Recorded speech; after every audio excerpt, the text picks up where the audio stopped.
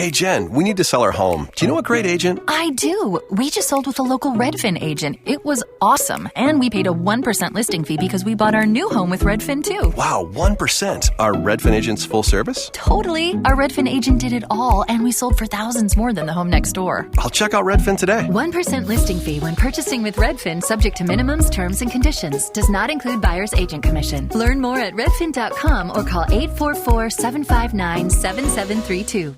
In this season of Unobscured, we will follow Grigory Rasputin's transformation from a peasant at the crossroads of history to a monster at the center of far too many legends. And in the process, learn how he took the weight of a fallen empire with him to the grave. Join us as we make our way into the burning palaces of Imperial Russia to dig up the truth about Grigory Rasputin. Unobscured Season 4 is available now. Listen and subscribe on the iHeartRadio app, Apple Podcasts, or wherever you listen to podcasts. Does your inner monologue ever sound like, ugh, I'm never going to be good enough, or thin enough, or I'm too old to start something new? I'm Jess Wiener, cultural expert and the host of Dominant Stories. Those are all lies designed by culture and negative forces to keep you small. Listen to Dominant Stories with me, Jess Wiener, on the iHeartRadio app, Apple Podcasts, or wherever you listen to podcasts. Now here's a highlight from Coast to Coast AM on iHeartRadio. And welcome back to Coast. George Norrie with you, along with Robert Davis, Ph.D., back with us, internationally recognized research scientist and author. One of his books was The UFO Phenomenon. Tonight is The Unseen Forces. He has has been an administrator for the State University of New York, has been doing that for more than 30 years. Bob has spoken about his research on effects of environmental and toxic stimuli on the brain and sensory systems in venues that vary from national and international scientific conferences.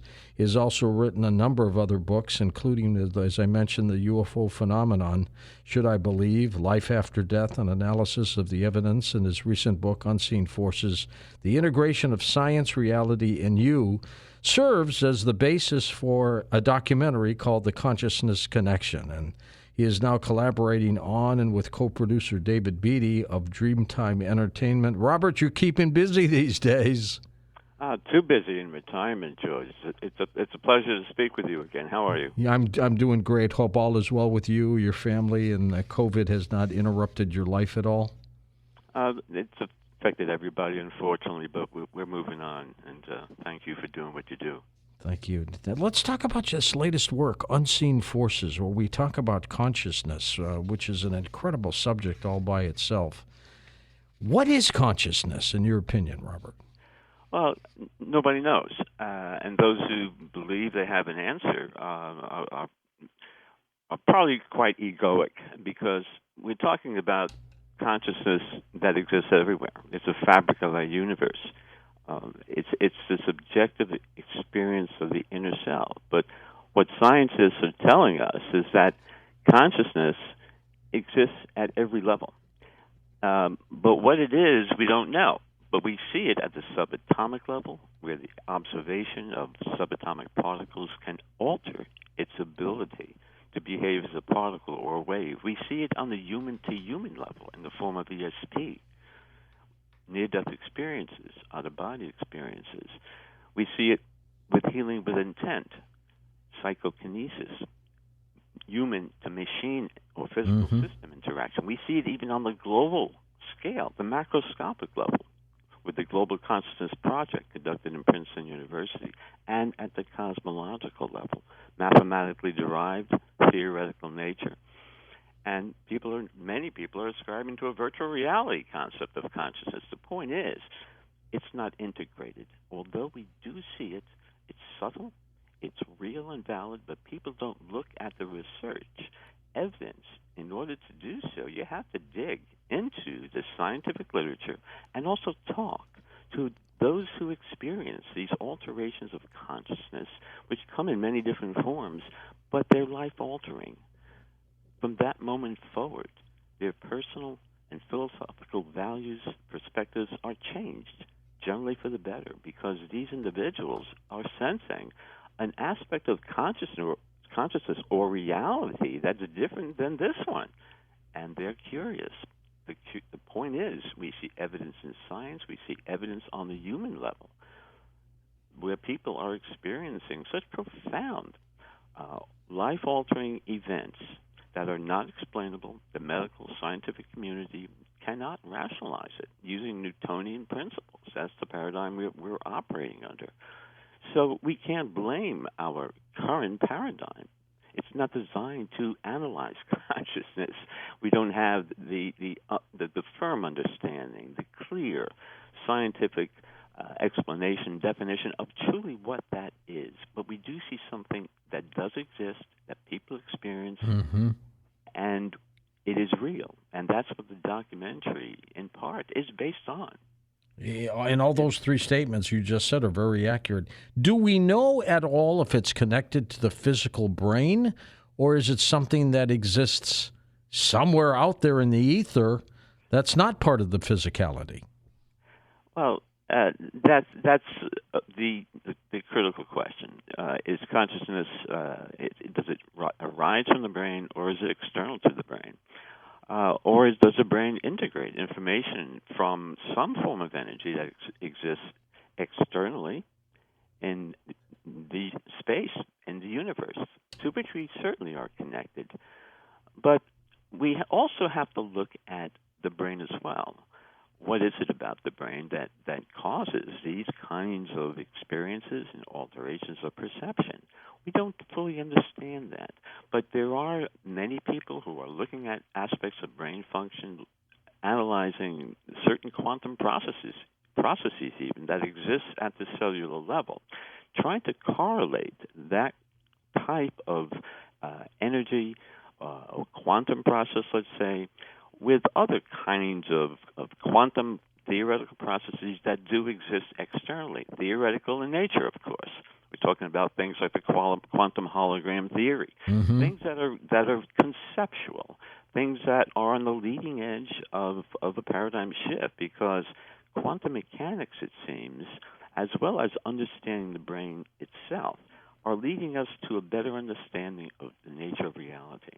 We're talking about essentially the neuroscience of spirituality. Is there, for instance, a God spot in the brain? Some people think that if you stimulate a certain area of the brain, in the ipsilateral parietal lobe, you're going to elicit spiritual, religious effects. Because when you say God into a person's ear while you're analyzing brain function, that area of the brain lights up.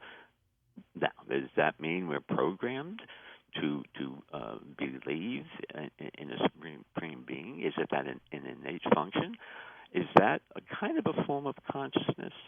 It's hard to say, because we don't have an understanding what criteria to use to define it. It's quite nebulous indeed. Now we're talking about torsion energy, possibly. The biophotonic emissions from brain cells that can communicate externally. In your book, Unseen Forces, you talk about the peak experience. Explain what that is, Robert. Well, the peak experience is a mystical event. It's been described throughout time. Western science considers it a surreal perceptual experience, a psychological or neurobiological anomaly. But what we're talking about here is that individuals are having profound experiences that leave them questioning reality and what life is all about. And they come in many different forms. We mentioned some, the near-death experience or the out-of-body experience. Right. Even interactions with unidentified areas of phenomena seems to cause this type of, let's say, philosophical and personal alteration in viewpoints.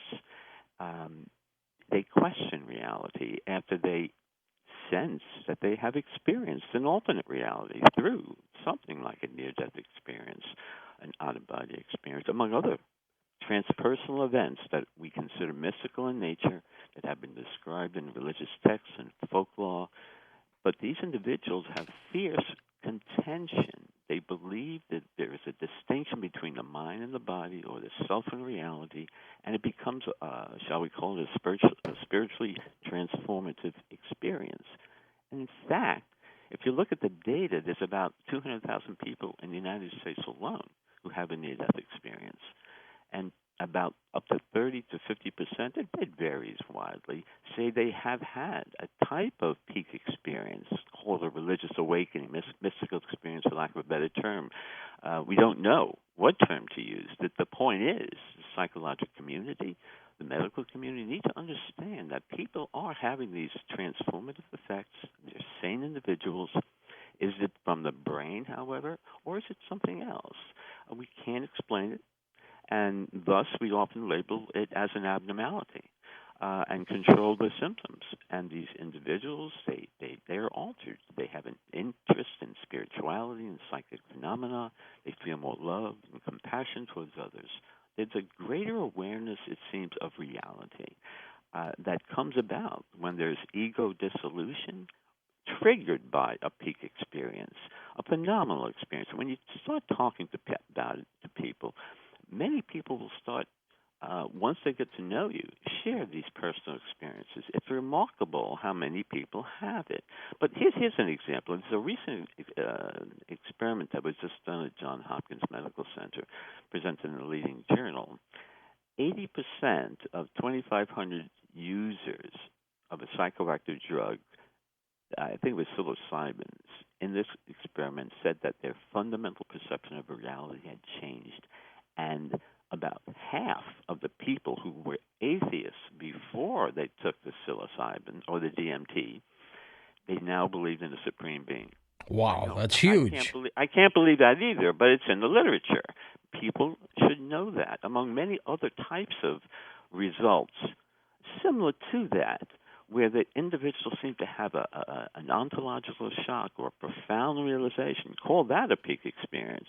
They never thought or never imagined, let's say, that they could ever have those beliefs until they have a peak experience. It changes them. Talk about a peak experience, again, can come in the form of a psychoactive drug, but it's an overload to the individual. It creates, understandably, great stress and are just poorly managed within our current medical, psychological community.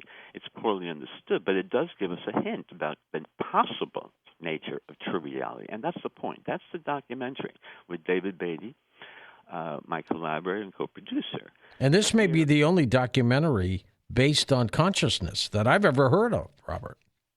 Well, you see elements of it in various documentaries, I think, but it's never integrated into a coherent whole.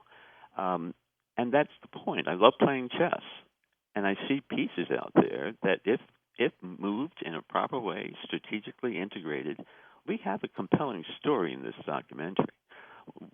We're not going to rewrite textbooks overnight, but I say within the next 5 to 10 years, we're going to have a pronounced academic, more than likely, experimental finding in the area of consciousness that's going to be profound.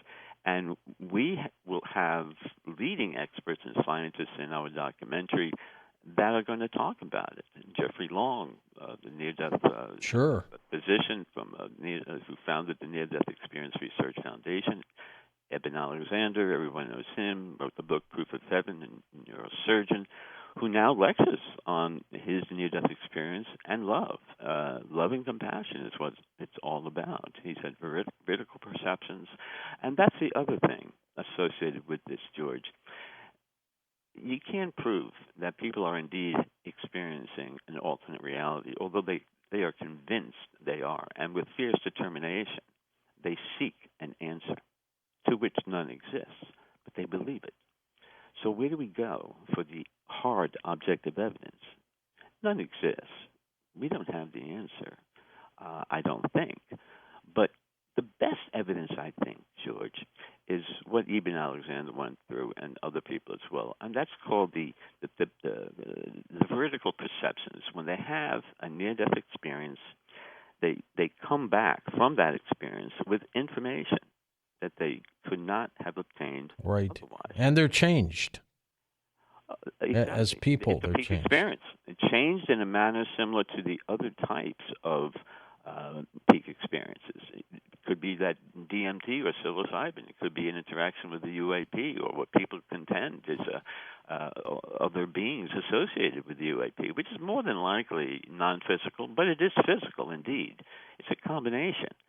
But these individuals that Bruce Grayson and Jeff Long and Eben Alexander talk about, there's various varieties. But in other words, the deceased person can be seen, or in other words, they die sometime before the individual knew they died. They only realized it after their near-death experiences. I saw Uncle George on the other side. I didn't know he died.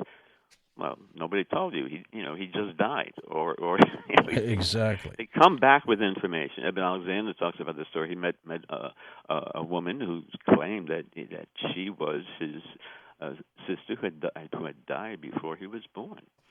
When he returned from his near-death experience, he shared that and other information with his parents. And how would he know? There's no way he'd know, right? And the parents contend that they never shared that. There was no way he knew that information. The point is, those kinds of that evidence exists. You have to go into the literature. Again, it's anecdotal. It's hearsay in a sense. Science can obviously write it off to wishful thinking, delusions, whatever the explanation is. Well, one explanation is that it's real. I'm not saying that it is. Our documentary is not saying that it is. Here's the evidence. You analyze it. You figure it out. You put the pieces together. Play chess or checkers with it. It makes it a compelling story. The problem is, the only way to get this story out there is to do a documentary to reach millions of people. I write my books. If few people read it, yeah, but this is the only way. We need. I hate to bring this up, but we do need, unfortunately, money to get this message across. And we just started a GoFundMe on our website, consciousnessfilm.info, consciousnessfilm.info. Sign up to the mailing list, please. And we're just started that to get this going. We want to interview these leading experts like Diane Hennessy-Powell, Eben Alexander, and Jeff Long, as I mentioned, Dean Radin, Tom Campbell. You should talk with Raymond Moody too. Have you? Yeah.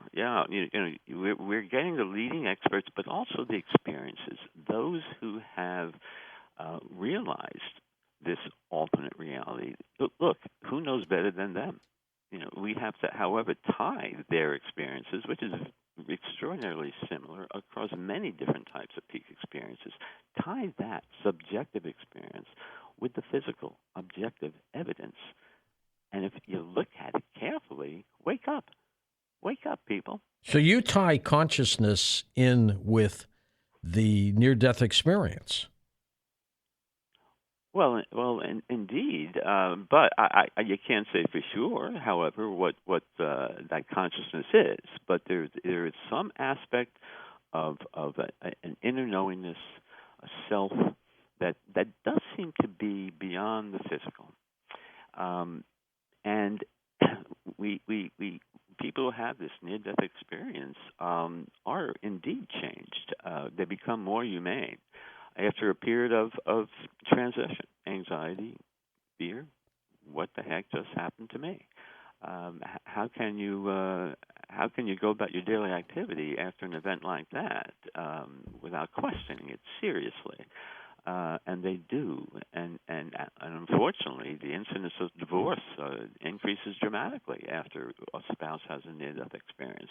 To emphasize how much they change personally about their viewpoints, again, generally for the much more better in the sense of their sympathy and greater empathy.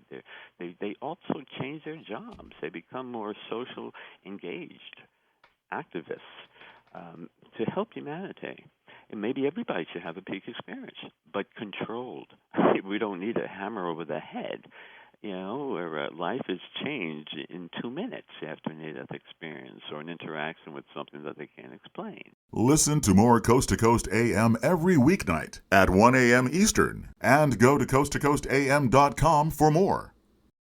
Virginia has a long history of shaping America and our democracy. That's why we're so passionate about making sure every election is safe, secure, and accessible to voters. Virginia Department of Elections officials and volunteers are dedicated to making sure your vote counts. Whether it's a race for school board or for the presidency, we have processes and safeguards to ensure safe, secure, and accessible elections. Learn more at vote.virginia.gov. The Real-Time Crime Podcast is for true fans of true crime. Join Leah Lamar and Teddy Mellencamp for an iHeartRadio original podcast dedicated to armchair detectives. Embark on a quest to unravel unsolved mysteries and delve into current criminal trials in real time. Why do I obsess over true crime? It's because I need to know every detail, because they say that the devil's in the details. Listen to Real-Time Crime on the iHeartRadio app, Apple Podcasts, or wherever you get your podcasts. Not completing high school is more of a social thing than it was an academic thing. Even though all these years have passed, I still had that longing to have my diploma. At age 30, Carissa finished her high school diploma. If you're even considering getting your high school diploma, you can do it. No one gets a diploma alone.